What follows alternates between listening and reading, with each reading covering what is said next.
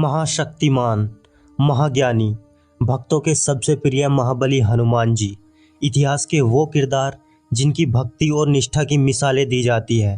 भगवान शिव के वो अंश जिनकी समानता न तो कभी इतिहास में की जा सकी और न ही भविष्य में की जा सकेगी।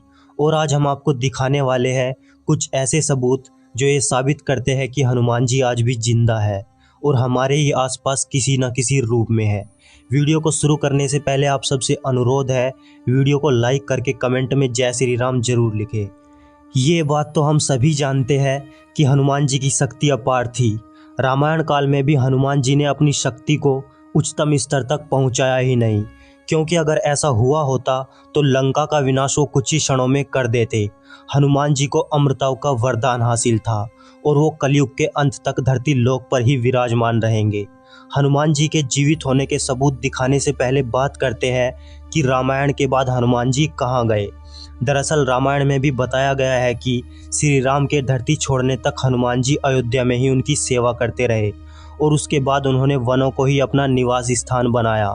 उसी के बाद त्रेता युग का अंत हुआ और द्वापर युग का प्रारंभ हुआ। द्वापर युग में भी हनुमान जी का जिक्र 2 बार हुआ है। पहली बार जब भीम जंगल में थे तब उन्हें एक बुजुर्ग वानर मिला।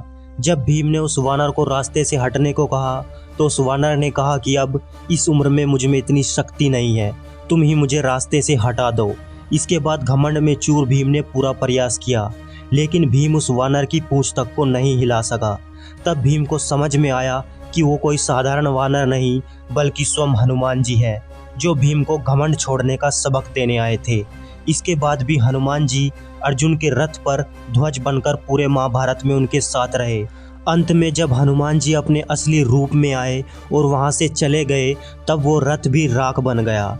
जब अर्जुन ने श्री कृष्ण से इसका कारण पूछा तो श्री कृष्ण ने बताया कि वो हनुमान जी ही थे जिस कारण उनके रथ को कुछ नहीं हुआ, वरना इतने विनाशक अस्त्रों के सामने उनका रथ कभी नहीं टिक सकता था।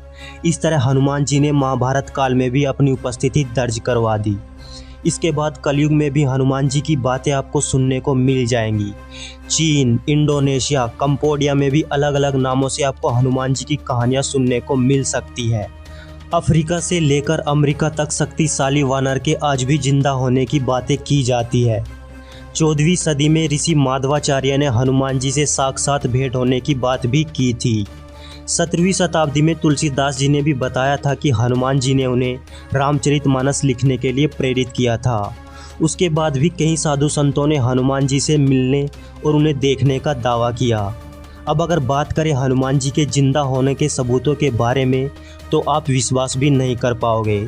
श्रीलंका में एक कबीला है जिसे मातंग कबीला कहा जाता है। इस कबीले के लोगों को किसी संत से कम नहीं माना जाता, क्योंकि उनकी मानसिक सहनशीलता और विलक्षण गुण उन्हें बाकियों से अलग बनाते हैं। उनका आज भी मानना है कि हनुमान जी हर 41 साल बाद उनसे मिलने आते हैं और उन्हें ज्ञान देकर जाते हैं। यही ज्ञान उनकी आत्मिक शांति को स्थायी बनाए रखता है। कई लोग इसे सच नहीं मानते, लेकिन श्रीलंका और दक्षिण भारत में कई विशाल पैरों के निशान मिले हैं, जिसे वैज्ञानिक भी सही मान चुके हैं। आज वैज्ञानिक इंसानों को होमो सेपियंस मानते हैं। उनका भी मानना है इंसानों की तरह ही 8 से 10 लाख साल पहले प्रारूप वाली प्रजातियां पाई जाती थी। कई प्रजातियां जिनका शरीर हमसे भी कहीं ज़्यादा बड़ा था। ये प्रजातियां विलुप्त हो गई, लेकिन होमो सेपियन अब तक बच पाए। आज भी अमेरिका और कई अन्य देशों में वानर जैसे शरीर वाले इंसानों को देखे जाने की खबरें मिलती रहती है। हम अपने ही धर्म में हनुमान जी के अस्तित्व को नकारते हैं, वहीं अमेरिका और कई अन्य देशों में वानर देव की पूजा की जाती है। अमेरिका में प्राचीन वानर देव का मंदिर मिला है, जिसकी मूर्तियों की बनावट हनुमान जी से पूर्णतः मिलती है। वहाँ की प्राचीन गाथाओं में भी वानर देव को अमर ही माना जाता है। हनुमान जी ने वरदान से अमृतत्व को हासिल किया था और वो कलयुग के अंत तक धरती लोक पर ही विराजमान रहेंगे। जब आने वाले अवतार अधर्म का विनाश करेंगे और धर्म की स्थापना करेंगे, तब हनुमान जी उस महाशक्ति में विलीन हो जाएंगे।